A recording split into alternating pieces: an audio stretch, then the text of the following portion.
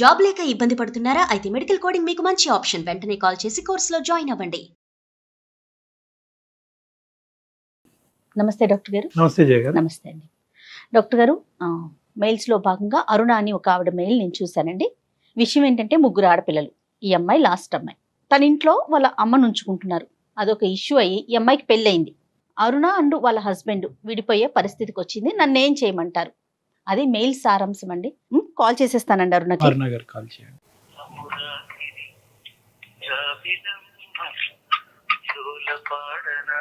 Hello hello, నమస్తే అండి అరుణ గారు. నేను అందమైన జీవితం ప్రోగ్రామ్ నుంచి కాల్ చేస్తున్నాను. నమస్తే అండి. నమస్తే మేడం. నాతో పాటు డాక్టర్ కళ్యాణ్ చక్రవర్తి గారు ఉన్నారు. ఒక్కసారి మాట్లాడండి. ఓకే అరుణ గారు చెప్పండి అమ్మా. నమస్తే. సార్. నమస్తే సార్. నమస్తే అమ్మా, చెప్పండి అమ్మా. సమస్య ఏంటి? మీ వయసు ఎంతమ్మా? సార్ నా వయసు వచ్చి 25 సార్. 25 years. మ్యారేజ్ ఎంతకాలం అయిందమ్మా? మ్యారేజ్ అయ్యి 4 years అవుతుంది సార్. పిల్లలు? ఇద్దరు పిల్లలు సార్ నాకు. చెప్పు తల్లి, సమస్య ఏంటమ్మా? మా అమ్మగారికి 3 ఆడపిల్లలు ఉంది సార్. మా నాన్నగారు 20 years అవుతుంది చనిపోయి. నేను చాలా చిన్నపిల్ల అప్పుడే చనిపోయారు సార్. అయితే మా అమ్మగారు మా 3 ఆడపిల్లల్ని బాగా చదివించి బాగా పెంచారు సార్. ప్రతిదీ కూడా మాకేమేం కావాలో అన్ని సమకూర్చారు. 2 ఆడపిల్లలు అక్కలకి ఇద్దరికి పెళ్లిళ్ళు అయిపోయినాయి సార్.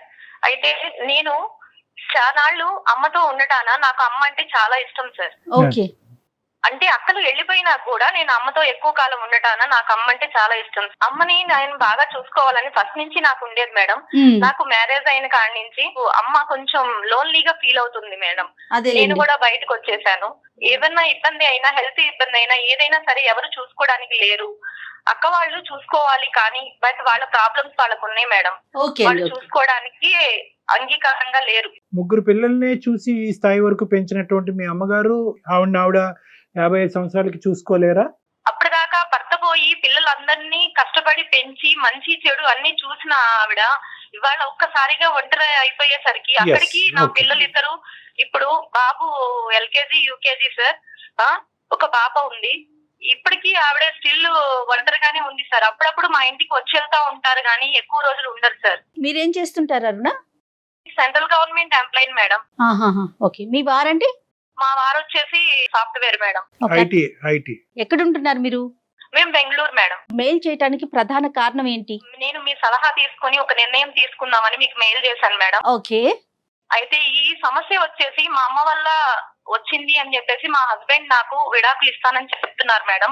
కదమ్మా, ఈ 4 years పాటు అంటే విడాకుల వరకు మాట్లాడుకునే ముందు అసలు 4 years పాటు మీ ఇద్దరి జీవితం ఎలా ఉందమ్మా? 2 పిల్లలు కన్నటువంటి మీ ఇద్దరు సఖ్యతతో ఉన్నారా? ఏమైనా ఇబ్బందులు ఉన్నాయా? తల్లి యొక్క ప్రమేయం ఎలా ఉందన్నది కొద్దిగా వివరంగా చెప్పండి అమ్మా. 4 years నుంచి చాలా బాగా ఉంది సార్. మా హస్బెండ్ కూడా నన్ను బాగానే చూసుకుంటున్నారు. కానీ అతనికి ఏంటంటే సార్, పిల్లల్ని నన్ను బాగా చూసుకుంటారు సార్. నేను ఒక ఎంప్లాయీని. 29కి 30 కల్లా నాకు సెంట్రల్ గవర్నమెంట్ అవటాన జాబ్ తొందరగా శాలరీ పడిపోతుంది. 70,000 పడ్డాక నా అకౌంట్ లో వన్ డే ఒక పూట కూడా నా అకౌంట్ లో మనీ ఉంచరు మేడం.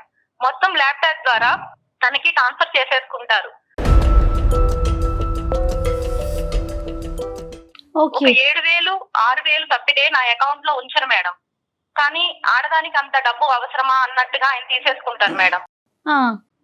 చాలా అంటే చాలా మైండ్ అంతా మనీ మైండ్, స్వార్థం. మనం మన ఫ్యామిలీ, మనం మన పిల్లలు అంతవరకే మేడం.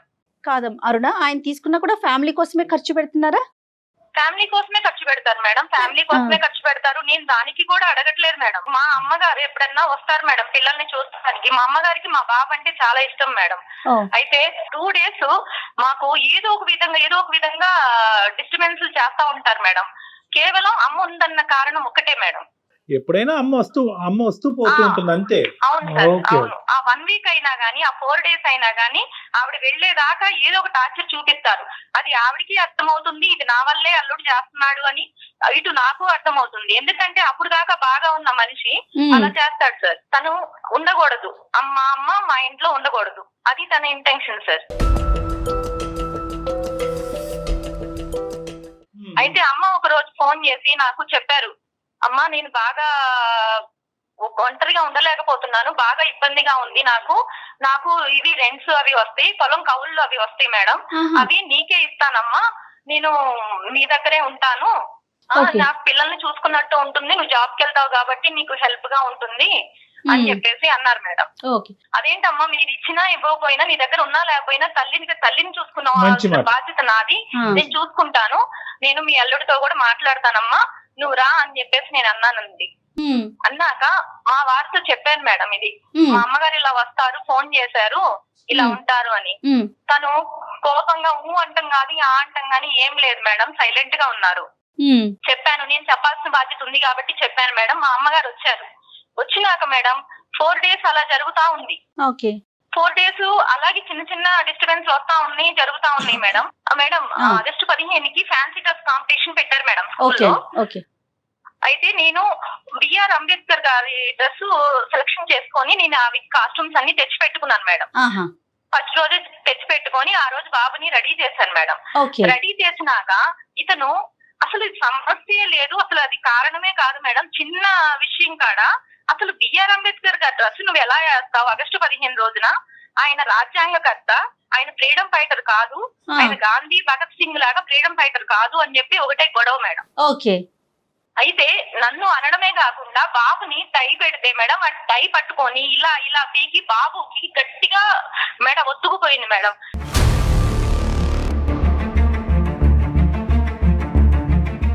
వాడు అరుస్తా ఉన్నా గానీ వాడిని కొట్టడము, డ్రెస్ తీసేయడము అలా చేస్తుంటే నేను అడ్డం వెళ్ళాను మేడం. నేను అడ్డం వెళ్ళి గొడవ పడ్డాను మేడం. గొడవ పడితే నన్ను కూడా ఒక దెబ్బ వేశారు మేడం. నన్ను కూడా ఒక దెబ్బ వేసి నేను గట్టిగా అరిచి అసలుకి తన్ని ఇదిలిచ్చి కొట్టి పక్కన పెట్టి బాబుని తీసుకున్నాను. తీసుకున్నాక మా అమ్మ ఇవన్నీ చూస్తా, అసలు బాబు అంటే తనకి బాగా ఇష్టం. బాబుని కొట్టాడని చెప్పి నన్ను కూతుర్ని కొట్టాడని చెప్పి ఏ తల్లన్నా ఊరుకుంటున్నా మేడం. ఒక్కసారి అన్నారు అమ్మ, ఎందుకు ఇలా గొడవాడుకుంటారు, ఎందుకు ఇలా ఇదవుతారంటే నీకేం తెలుసు నువ్వు పక్కకు పదా అన్నారు మేడం. నీకేం తెలుసు పక్కకు పద, ఇలా గొడవలు ఆడుకొని కొట్టుకునే బదులు పిల్లలు తల్లులు అందరూ కొట్టుకునే బదులు విడిగా ఉండటమే బెటర్ కదా, మీరు ఇలా కలిసి ఉండి కొట్టుకునే కంటే అన్నారు మేడం. పెద్దావిడి కదా మేడం, కొద్దిగా ఏదో కూతురు బాధపడుతుందని అన్నారు. అలా అనేసరికి మేడం ఇంకా గబా వెళ్ళిపోయి బట్టలు సర్దుకొని బ్యాగ్ కారులో పడేసుకొని ఇంకా వెళ్ళిపోయారు మేడం. ఇంకా వేరే మాట లేదు.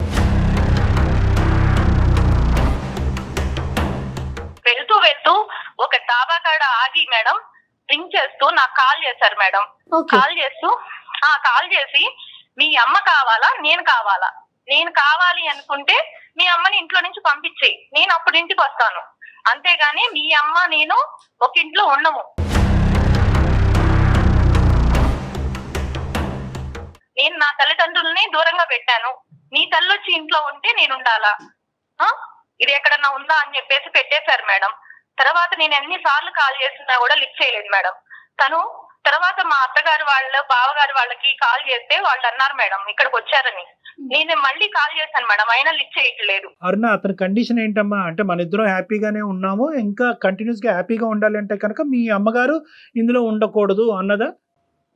అవును సార్, మీ ఇంట్లో ఉండకూడదు, ఈ ఇంట్లో ఉండకూడదు, వచ్చి పోతూ ఉండొచ్చా ఏదైనా ఒక సెలవు అకేషన్ కి ఇంతకు ముందు సార్? అసలు వద్దు, ఆవిడ గాలి సోకటానికి వీలు లేదు. ఆవిడ వస్తేనే నాకు గొడవలు అవుతున్నాయి, ఆవిడ వస్తేనే గొడవలు అవుతున్నాయి, ఆవిడ వస్తేనే నాకు మనశ్శాంతి లేదు. ఈ ఒక్క గొడవ తప్ప ఇంకేం గొడవలేని? మీ అమ్మగారు ఏమైనా మీ ఇద్దరు మాట్లాడుకుంటే మధ్యలో వస్తా ఉంటారా, లేదంటే మీ ఇద్దరి మధ్యన ఏమైనా మిస్అండర్స్టాండింగ్స్ వస్తే నిన్ను సపోర్ట్ చేసుకుంటూ మాట్లాడతారా? ఇలాంటివి ఏమైనా జరిగినాయా? ఓన్లీ ఇండిపెండెన్స్ డే సబ్జెక్ట్ ఒకటేనా? ఈ ఒక్క ఇష్యూ ఇండిపెండెన్స్ డే సబ్జెక్ట్ ఒకటే సార్, కానీ చిన్న చిన్న ఎప్పుడన్నా వస్తే ఎందుకు బాబు అలా మాట్లాడుకుంటావు, కూర్చొని నిదానంగా మాట్లాడుకోవచ్చు, కావాలని ఇతను గొడవ పెద్ద చేస్తాడు సార్. ఆమె ఉన్నప్పుడే ఇతను గొడవ చాలా పెద్ద చేస్తా ఉంటాడు. అందుకని ఆవిడ ఏమనిద్దంటే పెద్ద ఆవిడ కదా, అందులో ఒంటరిగా భర్త లేకుండా ఒంటరిగా ఉన్న ఆవిడ, సొసైటీలో కొద్దిగా స్ట్రిక్ట్ గా మొండిగా బతికిన ఆవిడ సార్. అందుకని ఆవిడ ఏం చేస్తారంటే అంటే వాళ్ళ పేరెంట్స్ లేరు కాబట్టి మీ పేరెంట్ కూడా ఉండకూడదు అనే కాన్సెప్టా? అదే అంటారు సార్, నా పేరెంట్స్ నే నేను దూరం పెట్టాను. అదొకటే పాయింట్. వాళ్ళు ఎక్కడో దూరంగా ఉంటారు, ఆంధ్రాలో ఉంటున్నారు. మనం జాబ్ రీత్యా బెంగళూరులో మనం ఇద్దరం చక్కగా మంచి మంచి శాలరీలు తెచ్చుకుంటున్నాం, ఇద్దరు పిల్లల్ని చూసుకొని చక్కగా మనం హ్యాపీగా లీడ్ చేద్దాం జీవితాన్ని. మనకి ఆ తల్లి ఎందుకు, మీ తల్లి ఎందుకు ఇంట్లో అని చెప్పేసి నాతో ఫైటింగ్ సార్. సరే ఒకసారి మరి అతనితో ఏమన్నా మాట్లాడదాం అరుణ? మాట్లాడదాం మేడం. ఎట్లా కానీ నేను ఇంత మంచి జాబ్ చేస్తున్నానంటే అమ్మ చదివించిన చదువుకే కదా మేడం. ఓకే ఓకే ఇవాళ శాలరీ రాగానే తను ల్యాప్టాప్ కి తన బ్యాంక్ కి అకౌంట్ కి ట్రాన్స్ఫర్ చేసుకుంటున్నాడు అంటే ఇదంతా కూడా మా అమ్మ పెట్టిందే కదా. మీ తల్లి గారి మీద ఎంతైతే మీకు ప్రేమ ఉందో, తల్లిని కాపాడుకోవాల్సినటువంటి బాధ్యత ఎంత ఉందో, ఈ పెళ్లిని భర్తకి ఇవ్వాల్సినటువంటి గౌరవం, ఈ పెళ్లిని కాపాడవలసిన అవసరం కూడా మీకు ఉంది. ఓకే, ఫైనాన్సెస్ ఎందుకు అలా ట్రాన్స్ఫర్ చేస్తున్నారు అనేటువంటి అంశాన్ని తర్వాత మనం మాట్లాడుకుందాం. ఇక్కడ ఏంటంటే కేవలం ఒక ఈగో కాన్ఫ్లిక్ట్ నడుస్తుంది. ఆ ఈగో కాన్ఫ్లిక్ట్ రిజాల్వ్ చేసి ఈ పెళ్లిని కాపాడవలసిన అవసరం కూడా ఉంది. ఈ కారణం బేసిస్ మీద మీరిద్దరు విడాకులు తీసుకుని విడిపోతే, ఇద్దరు పిల్లలు అన్న తర్వాత దాని యొక్క బాధ మీ తల్లి గారికి ఇప్పుడు వరకు మిమ్మల్ని కష్టపడి పెంచిన దానికంటే 100 రెట్లు ఎక్కువ ఉంటుంది. అరే ఇదేంటి, అన్ని మంచి చేశాను నా పిల్లలకి, ఈ రోజు నా కారణంగా పిల్లలిద్దరు విడిపోవటం ఏంటి, ఈ రోజు ఎక్కడో వెళ్ళి ఏదో ఒంటరిగా నేను బతుకుతాను, ఈ కారణం చేత వీళ్ళిద్దరిని విడగొట్టిందని అవుతున్నాను ఏంటి అనే బాధ కూడా ఆవిడకి. ఏమైంది అల్లుడు గారు ఎందుకు రావట్లేదు, ఎందుకమ్మా మీరిద్దరు విడిపోవడం ఎందుకమ్మా, నేనేదో నోరు జారి ఆ బాధలో అన్నాను, మీరిద్దరు విడిపోవడం ఎందుకు, నేనే వెళ్ళిపోతాను అని చెప్పి అంటున్నారు సార్. కానీ ఇది సమస్యకి పరిష్కారం కాదు కదా సార్. అమ్మని దూరంగా పెట్టి నేను ఉండాలి, భర్తతో ఎలా హ్యాపీగా ఉంటాను సార్ నేను. ఈ సమస్యకి అమ్మ దూరంగా వెళ్ళటం అనేటటువంటిది ఈ సమస్యకి పరిష్కారం కాదు. అట్ ద సేమ్ టైం ఈ కారణం చేత మీరిద్దరు విడిపోవటం అన్నది కూడా పరిష్కారం కాదు. ఎందుకంటే అందుకే సార్ నేను తీసుకున్న నిర్ణయం తప్ప ఒప్ప, ఇద్దరు పిల్లలు ఉన్నారు, మంచి చెడు ఏదైనా సరే నేను మీ సలహాలు మీ సంప్రదింపులు చూస్తా ఉంటాను సార్. న్యాయం చేస్తారని మీకు కాల్ చేశాను, మెయిల్ చేశాను. ఆ నిర్ణయాన్ని తాత్కాలికంగా పాజ్ లో పెట్టమ్మా. ఇప్పుడు మనం ఒకసారి అతనితో మాట్లాడటానికి ట్రై చేద్దాం. మీరు ఫోన్ కలపండి, అతనితో మాట్లాడి అతను ఏ కారణం చేత ఇలా ప్రవర్తిస్తున్నాడని అర్థం చేసుకుందాం అమ్మా. ఓకే సార్, నేను చేస్తాను సార్. నా ఫోన్ అయితే లిఫ్ట్ చేయట్లేదు, నేను చేస్తాను. చెప్పారు లిఫ్ట్ చేయకపోతే మీకు నంబర్ సెండ్ చేస్తాను సార్. అలానే ఫోన్ ఎందుకు ఎత్తట్లేదు అంటే ఈ అమ్మాయి అడుగుతుంది మళ్ళీ, ఇంకా తనకి మాట్లాడటం కూడా ఇష్టం లేదేమో. అతను కండిషన్ డ్రా చేసి ఇంకా అక్కడ క్లోజ్, అది జరిగితేనే వస్తాను, లేకుంటే లేదు.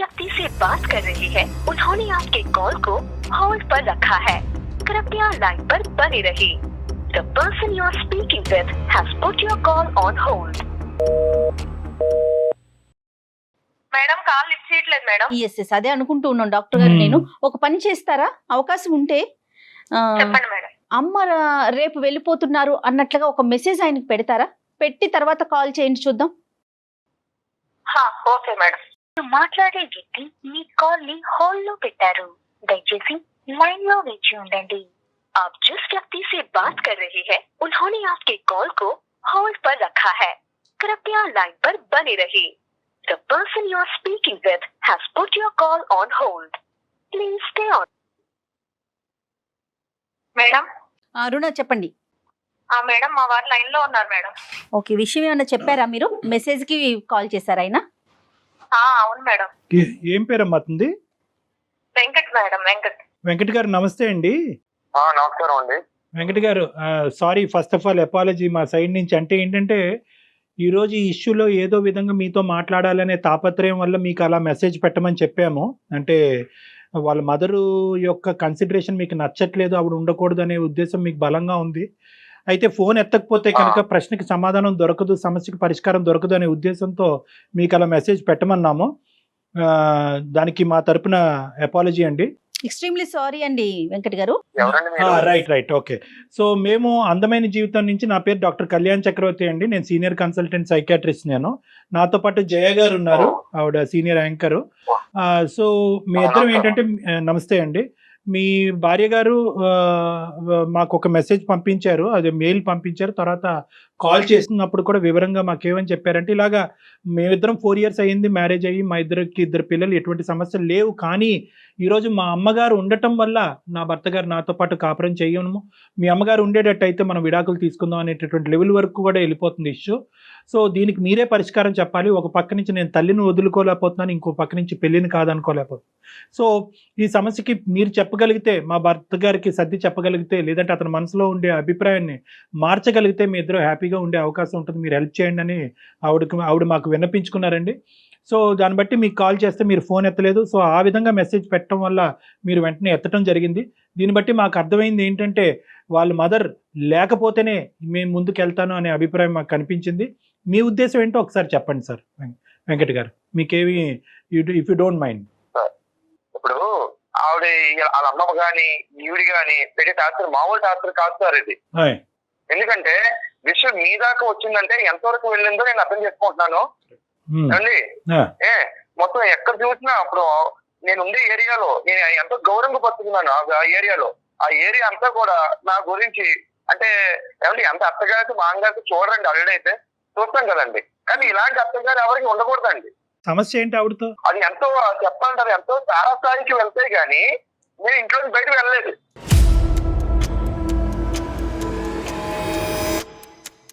కాదండి, ఆవిడ ఏ విధంగా సమస్య అండి? మీ ఇద్దరు ప్రైవేట్ ఇష్యూస్ లో ఆవిడ జోక్యం చేసుకుంటున్నారా? కానీ ఎవరన్నా సరే కాపురాన్ని వదిలి పిల్లల్ని వదిలి బయటకు వెళ్ళిపోతారు మొగుడు అనేవాడు. అది వెళ్ళాడు అంటే ఎంత టార్చర్, ఇంట్లో ఎంత టార్చర్ అనుభవిస్తే గానీ బయటకు వెళ్ళండి. అదే బలమైన కారణాలు ఒకటో రెండో ఉంటే మాతో షేర్ చేయగలుగుతారా?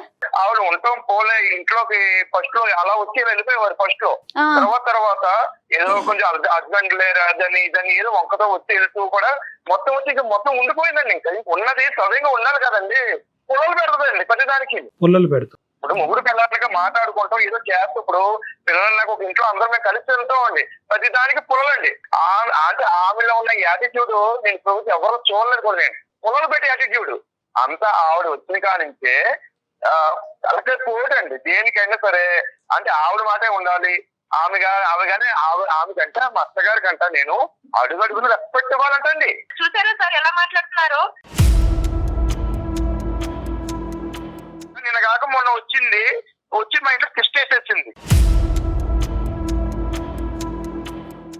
నేను బాగా చూసుకుంటున్నాను. నేను మీకు ఎప్పుడు లోడ్ చేస్తున్నా, కారు ఉంది, బిల్డింగ్ ఉంది, అన్ని ఉన్నాయి మనకి. నేను ఎప్పుడు మీకు లోడ్ చేస్తున్నా. నేను వీళ్ళని వదిలి వెళ్ళిపోవడం మన ఆంధ్ర వెళ్ళిపోవడానికి కారణం వాళ్ళ అమ్మేనండి. నాకు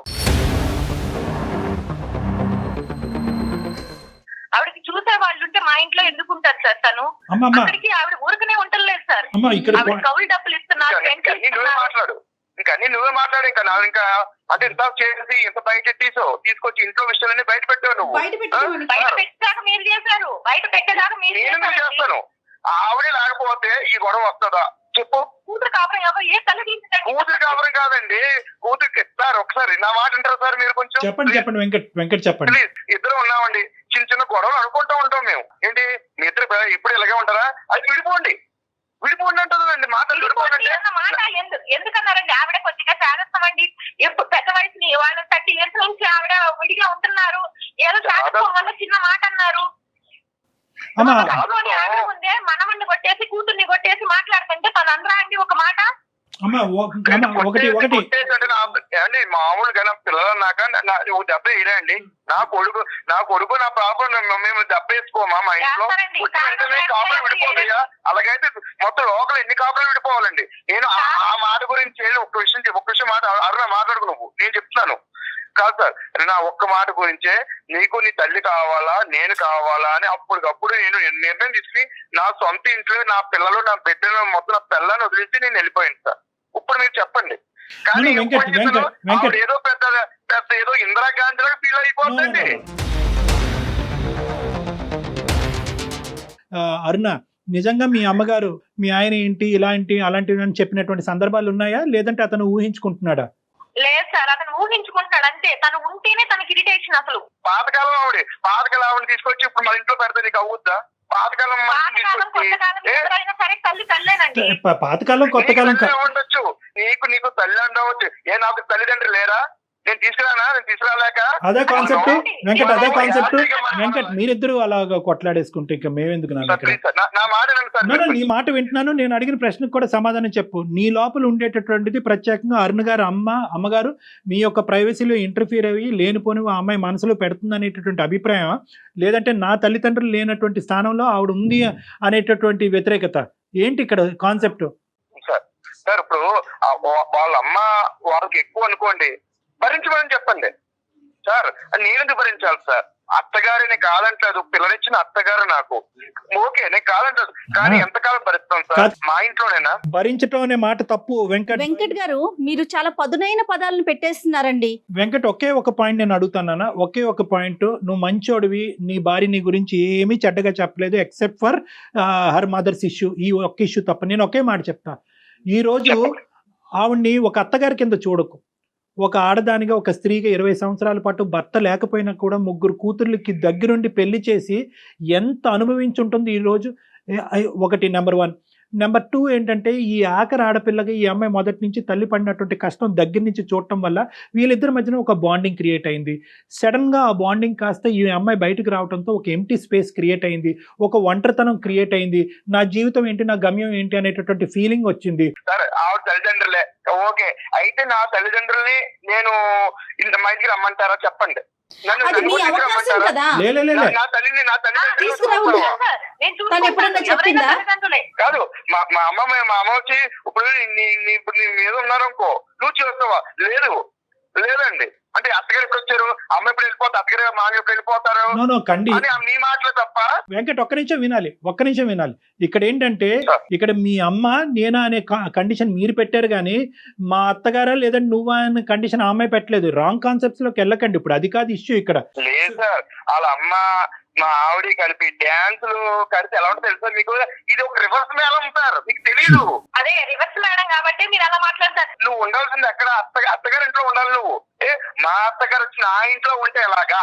ఓన్లీ భర్త తల్లిదండ్రులను చూసుకోవాలని ఏమైనా రాజ్యాంగంలో రాజ్యాంగంలో రాజలేదు. నేను చెప్తాను, నాకంటే ఒక మనసు ఉంది సార్. ఇంకొక విషయం చెప్పాలి మీకు. చెప్పాలి. ఇప్పుడు ఈవిడ ఉంది, ఈవిడ ఉద్యోగం చేస్తుంది, నేను ఉద్యోగం చేస్తున్నాను. ఇప్పుడు అవసరాలు ఉంటాయి సార్, అవసరాలు ఉంటాయి కాబట్టి ఇప్పుడు ఆవిడ జీతం డబ్బులు నేను తీసుకుంటున్నాను కొంచెం. మరి ఇంట్లో పిల్లలు చూసుకోవాలి, హౌస్ చూసుకోవాలి, ట్యాక్స్ కట్టాలి, కార్ ట్యాక్స్ కట్టాలి, ఇవన్నీ చెయ్యాలి కదా సార్. లోన్ కట్టాలి, ఇవన్నీ నేను తీసుకుంటున్న డబ్బులు నా డబ్బులు నేను తీసుకుంటున్నావు. ఏ అవసరాలు ఉంటాయి ఏం చేస్తాం? తీసుకెళ్తాం, ఒక పెద్ద షాపింగ్ మాల్కి వెళ్తాం, ఒక కార్డు ఎత్తు గోకతాం, ఇంకంతే నీ పని. ఈ మధ్య షాపింగ్ మాల్ ఎక్కువైపోయి నీకు. అందుకే సార్ 5-6 వేలతో నేను షాపింగ్ మాల్స్ బెంగళూరులో షాపింగ్ మాల్స్ అన్ని తీసుకొని కొనేస్తున్నాను సార్. ఏదైనా ఆ అమ్మాయి ఆర్థికంగా ఆ అమ్మాయి సంపాదన ఆ అమ్మాయి సంపాదించుకుంటుంది. ఏదైనా ఇంటికి సంబంధించినటువంటి అవసరాలు ఉంటాయి కనుక ఆ అమ్మాయి పర్మిషన్ తీసుకుని ఆ అమ్మాయికి ఇష్టపూర్వకంగా తీసుకోండి, ఏ గొడవ లేదు. కాదు, నేను మా అమ్మ నాన్నలే కోడలు చూసుకోవాలి, అవునే కదా? ఆ విషయం మీద గొడవలు రావాలి అవసరమైతే, అంతే కదా? కానీ గొడవ ఏంటి, ఈ అత్త గొడవ ఏంటి నాకు? ఇప్పుడు మనం ఏదైతే ఇష్యూ ఉందో ఆ ఇష్యూ గురించి మాట్లాడుకుంది. హైపోథెటికల్ సిచ్యువేషన్స్ లేనటువంటి సిచ్యువేషన్ గురించి ఎందుకు మాట్లాడుకోవాలి? ఇప్పుడు అది కాదు సబ్జెక్ట్. ఆ అమ్మాయి మిమ్మల్ని, మీ అమ్మ నాన్న ఇంటికి వచ్చినప్పుడు ఆ అమ్మాయి ఎప్పుడు తక్కువ చేయలేదు, వాళ్ళకి ఏమీ ఇబ్బందికరంగా చేయలేదు. ఒకప్పుడు వాళ్ళు వచ్చి పర్మనెంట్ గా ఇక్కడ ఉండాలి అని కండిషన్. వాళ్ళ అమ్మ మీద చూపించే ప్రేమకి మా అమ్మ మీద చూపించే ప్రేమకి చాలా తేడా ఉంటుంది సార్. నేను చూస్తున్నాను కూడా.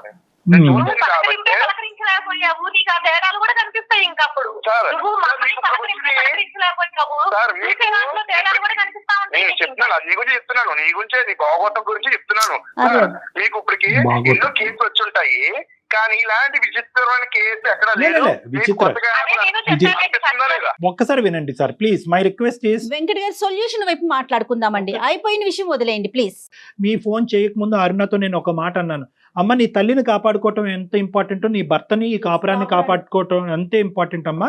దీనికి ఒక సానుకూలమైనటువంటి సొల్యూషన్ ఐడెంటిఫై చేద్దామా, నీ భర్తకు కలిపమ్మా అంటే కనుక మీరు ఫోన్ ఎత్తలేదు. అనుకోనటువంటి పరిస్థితిలో మేము ఇండైరెక్ట్ గా వచ్చి మీ చేత ఫోన్ ఎత్తే విధంగా మేము చేయవలసినటువంటి అవసరం పడింది.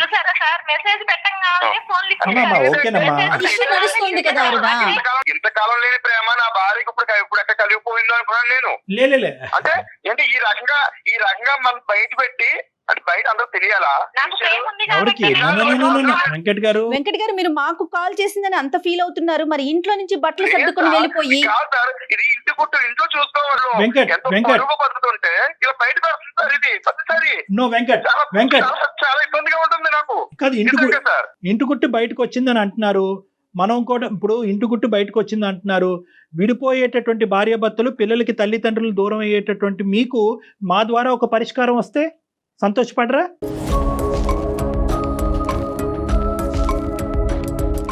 మీరిద్దరూ విడిపోవటానికి రూపాయి పావుల కారణం కూడా లేదు గట్టిగా చెప్తే.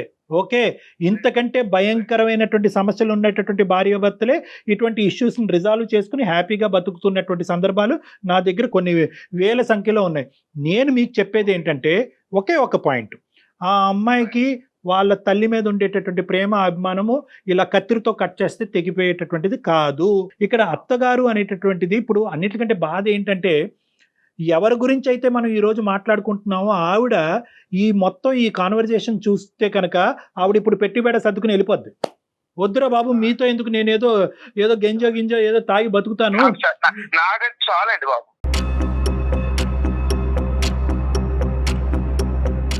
నో వెంకట్ కూతురు కలిపి ఆవిడేమో అల్లుడి మీద, ఇదేమో మొగుడు మీద డ్యాన్సులు. ఏం మాటలు వెంకట్, మీరు ఐటీ ప్రొఫెషనల్ అంటున్నారు, మీరు పద్ధతిగా మాట్లాడండి. ఒక పెద్ద ఆవిడ, వయసులో పెద్ద పద్ధతి కాదు. నేను ఎంతో పద్ధతిగా ఉండి ఈ స్థాయికి వచ్చాను. నిజంగాను వెంకట్, నేను ఇంకా కంప్లీట్ చేయలేదు. నేను ఒక పెద్ద ఉద్యోగస్తుడిగా ఒక పెద్ద విధిగా నేను అప్పుడు మాట్లాడతారు వేరే ఫోన్ కాల్. ఇప్పుడు ఆలోచించరు. మన బాధ ఒకటి, వాళ్ళ బాధ ఒకటి. Stop it. నో వెంకట్, ఆగండి. వెంకట్ మీరు ముద్రించద్దు. అలా అయితే మీ గురించి కూడా ముద్రించవలసినటువంటి అవసరం ఉంటది. మీరు రెండు చేయాలి వెంకట్. ఆవిడ మీద అబాండాలు వేయటము, ఈ విధంగా మాట్లాడటం అనేది తగ్గించుకోండి. అది మేము ఎవరు కూడా హర్షించాం. వాళ్ళిద్దరి మధ్యన ప్రేమ మీరు గాని నేను గాని తగ్గొట్టలేము, తగ్గించలేము. మీరు ఆలోచించవలసింది ఏంటంటే వెంకట్, ఒక అడుగు ముందుకెయ్యండి. మీరు ఫోన్ కాల్స్ ఎత్తకుండా, మెసేజ్లకు రెస్పాండ్ అవ్వకుండా, ఇంట్లోంచి బయట ఉంటూ చీలికి గాలివానగా చేసుకుని సమస్యను పెద్ద చేసుకోకండి. ఎందుకంటే ఇది విడిపోవలసినటువంటి కాపురం కాదు. పిల్లలు చాలా ఎఫెక్ట్ అవుతారు. చాలా రోజులు బట్టి ఆ పిల్లలకు మీరంటే చాలా అభిమానం, చాలా అంటే ఇష్టం. ఏదో తెలిసి తెలియక ఒకసారి చెయ్యెత్తారు కానీ ఆ పిల్లలు ఇన్ని రోజుల పాటు తండ్రిని చూడకుండా ఎప్పుడూ లేదు. ఈ యాంగిల్ కూడా చూడండి. నెంబర్ 2. నెంబర్ 3, నేనేమంటానంటే ఆవిడ గారు మీ ఇంట్లో ఉంటూ ఆవిడ్ని ఏ విధంగా మారాలి అని మీరు కోరుకుంటున్నారో మీరు చెప్తే కనుక అది ఆవిడకి మా ద్వారా కానీ లేదంటే అరుణ ద్వారా కానీ కమ్యూనికేట్ చేద్దాం. ఏదో ఒక మిడిల్ వే ఆలోచిద్దాం. ఎందుకంటే కనుక ఈరోజు మీరిద్దరూ కలిసి ఉండకపోవటానికి ఆవిడ కారణం అవ్వకూడదు. మీరిద్దరు విడిపోవటానికి ఆవిడ కారణం అవ్వకూడదు. ఎందుకంటే ఇప్పుడు వరకు ఆవిడ చేసినటువంటి త్యాగాలన్నీ కూడా వేస్ట్. మీ ఇద్దరు వర్కింగ్ ఎంప్లాయీస్, చాలా బిజీగా ఉంటారు. మేము చచ్చిపోతున్నాం మా ఇంట్లో మా పిల్లల్ని ఎవరు చూసుకోవటానికి లేక. ఆవిడ పెద్ద ఆవిడ బతుకుంది, ఆవిడ పక్క నుండి పిల్లల్ని చూసుకుంటుంది. ఎంత అదృష్టవంతులండి మీరు. ఏమండి సార్ అన్నాను, ఆఖరికి కాదు పిల్లలు కాదు, ఇంకా వేరే చోట్ల మంచి చదివిద్దాం, కాబట్టి హాస్టల్ వేద్దాం, మనం హ్యాపీగా ఉందాం. మన కంప్యూటర్ దగ్గర కూర్చుని టార్చర్ ఎంత పడతాం, మనం హ్యాపీ ఎంజాయ్ చేద్దాం. నా పరిస్థితి బాగుంటుంది. అలా కాదు అమ్మ అరుణ, అరుణ నీకు ఒక పాయింట్. వెంకట్ నువ్వు ఆగాలి. మా అమ్మ అని చెప్పి మీ అమ్మగారి మీద మీకు ఉండేటటువంటి అభిమానాన్ని, ప్రేమని మేము ఎవరు తగ్గించట్లేదు, కొట్టిపారేయట్లేదు. కానీ ఇక్కడ మీ ఇంట్లో ఉంటున్నప్పుడు నీ భర్తకి ఏదన్నా నొప్పి కలిగితే మీ తల్లి ద్వారా మీ తల్లిని ఒక లిమిట్ లో పెట్టి కంట్రోల్ చేయవలసినటువంటి బాధ్యత కూడా మీకు ఉంది. మీ మదర్కి కొద్దిగా చెప్పడానికి ట్రై చేయండి. అమ్మ నువ్వు ఎక్కడికి వెళ్ళక్కర్లేదు, నువ్వు ఇంట్లోనే ఉండు. కానీ అల్లుడుగా అతనికి ఇచ్చేటటువంటి గౌరవం నువ్వు ఇవ్వాలి. నెంబర్ 1, అతను కూడా కొడుకులాగా ట్రీట్ చేయాలి. మీ ఇద్దరం ఏమైనా గొడవ పడితే కనుక మీ అవసరం మేము ఇద్దరం వచ్చి అడిగేంత వరకు నువ్వు మా గొడవలో జోక్యం చేసుకోవద్దు. ఇలాంటి అంశాలు ఏమన్నా ఆ పెద్ద ఆవిడ మనసు గాయపడకుండా చెప్పగలిగితే కనుక ఇక్కడ మన వెంకట్ చల్లబట్టడానికి అవకాశం ఉంటుంది. మీ అమ్మగారు ఈ ఇంట్లోకి రాకముందు ఇలా అమర్యాదగా ఎప్పుడన్నా వెంకట్ మాట్లాడా?